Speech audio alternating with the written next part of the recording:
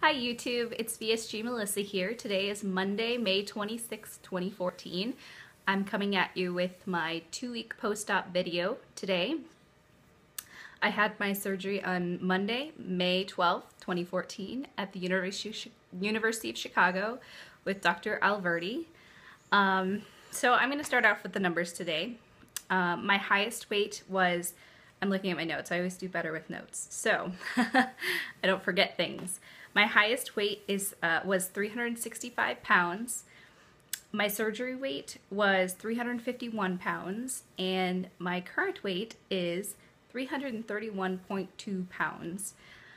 Very exciting. So I'm down 8 pounds from last week. I was hoping for a few more pounds to get out of the 330s, but 8 pounds in 7 days is really good, and I'm just really grateful for what I have lost, and I'm just very, very happy. So that means I'm 19.8 pounds down from my surgery weight, and down a total of 32 pounds since I started my 2-week pre-op diet almost a month ago in 2 days, so, or in 4 weeks.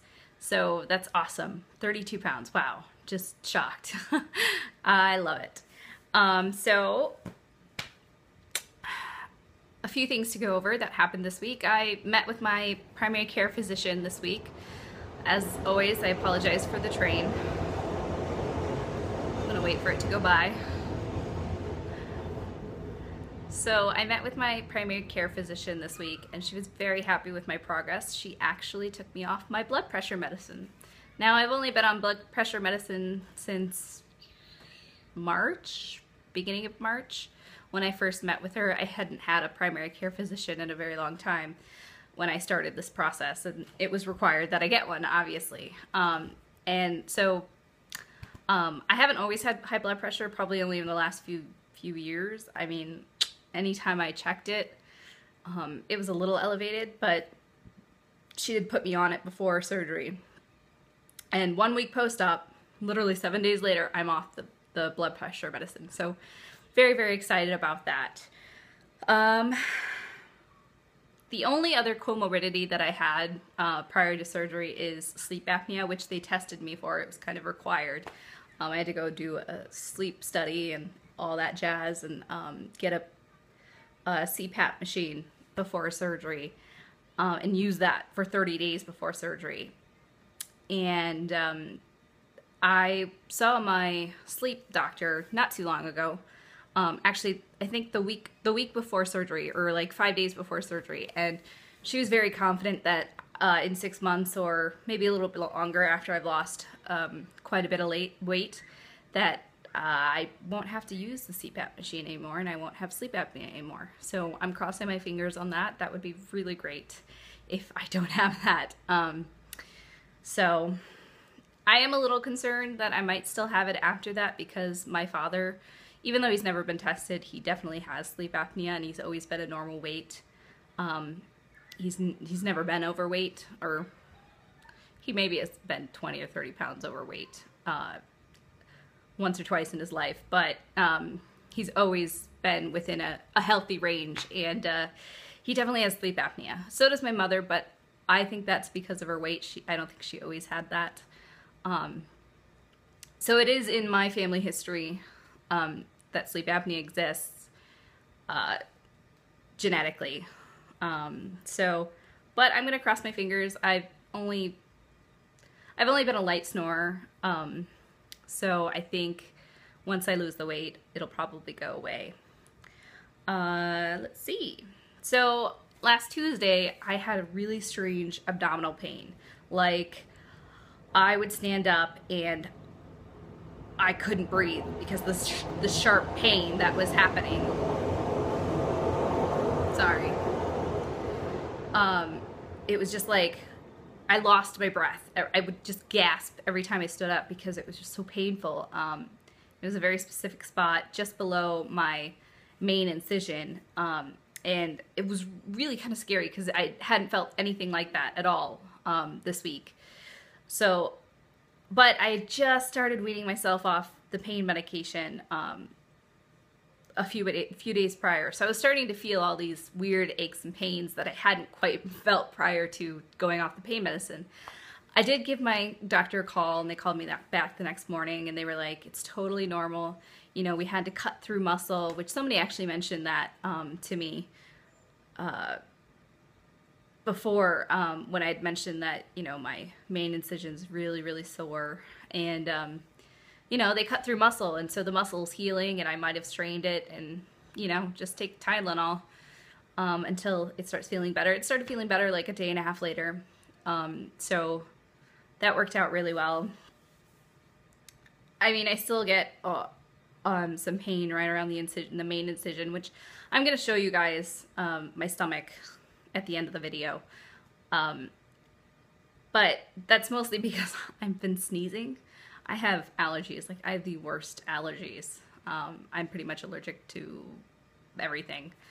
So I have been sneezing the last couple of days, even when I take my allergy medicine. And it is so painful. You have no idea. Like, and there's nothing, I try to hold my stomach to make sure it doesn't, like, contract or whatever. And it just, there's no stopping it. The sneeze is just, it takes everything. It takes over everything in my body. So, my incision's been really sore, and I've kind of stayed away from the Tylenol too. I haven't taken any today, and I have sneezed like 3 times, and it's just been really painful. But, you know, it's pain that I can live with. It's, you know, whatever. What else? Let me take a look at my notes here. So Saturday and Sunday was really, really difficult for me in terms of head hunger. Head hunger. I never really understood what it was until now. I mean, I knew that there was such a thing, but I always gave in to my head hunger before surgery, you know, before this happened. And so I just associated it with actual hunger. And it's really not. It's not real hunger. And I got a bit emotional about it this weekend.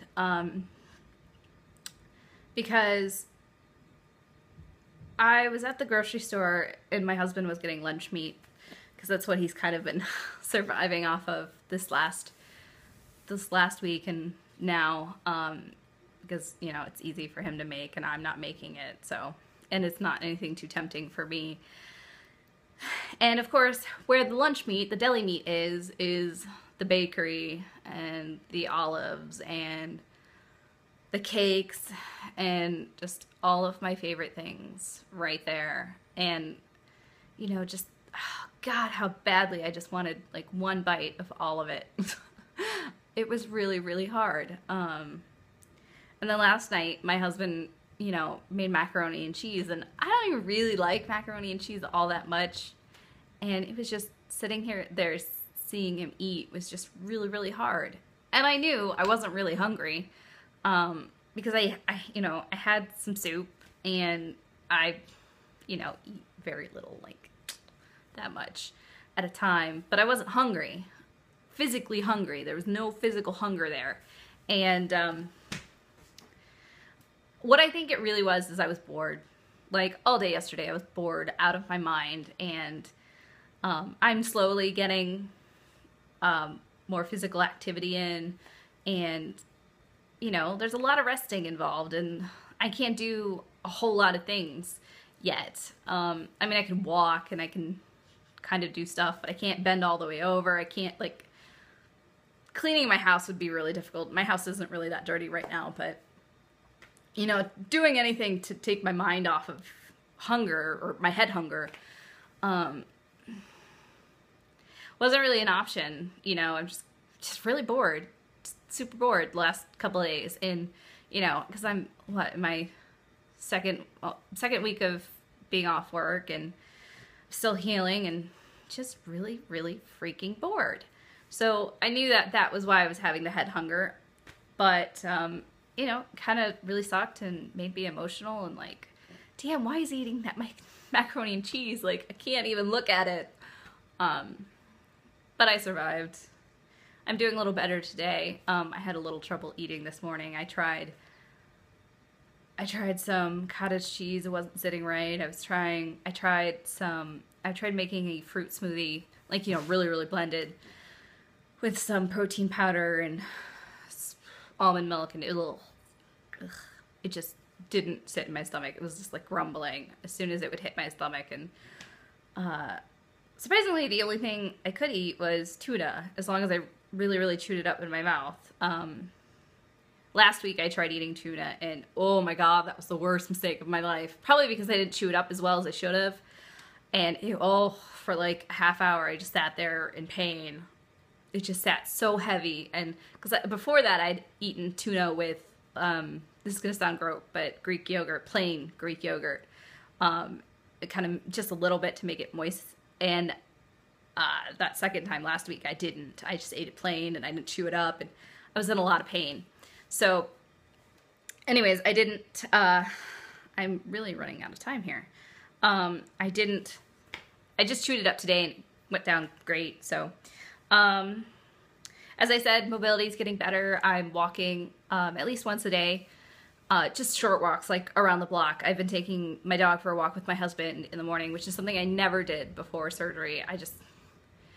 The thought of getting up, getting dressed, walking down the stairs. I have a lot of stairs to go down, and coming back up to get to my apartment and taking my dog out, just not something I like doing.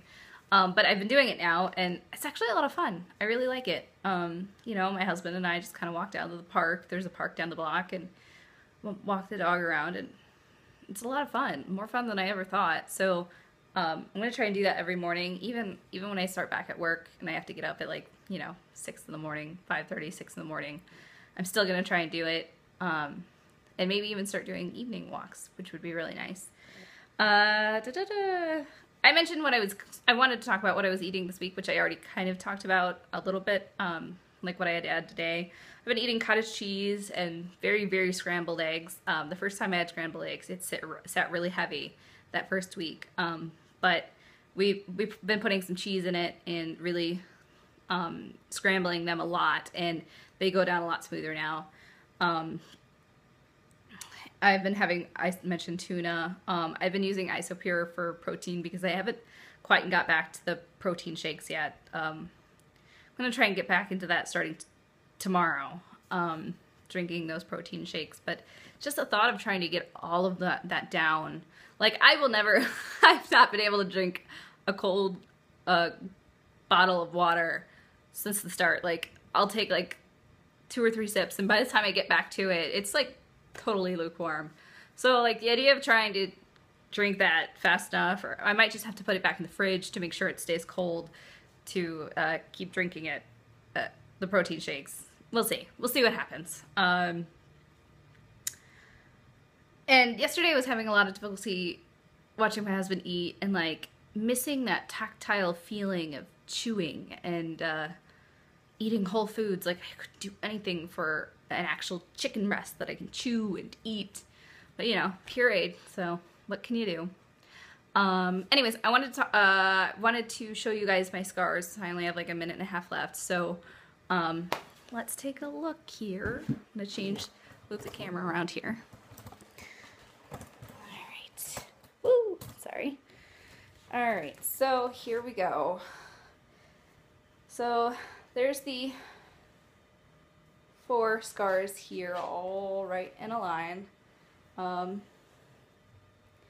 That one's the one with the little indent. It's kind of weird.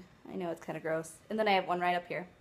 Luckily, not on my panty line, not on my bra line, so I'm pretty comfortable. I haven't worn a girdle yet because I'm kind of paranoid about it, but that's something I've worn for like the last 15 years as a girdle. Once I go back to work, I'll probably start wearing that. And then I'm going to show you guys a really nasty bruise in just a second here.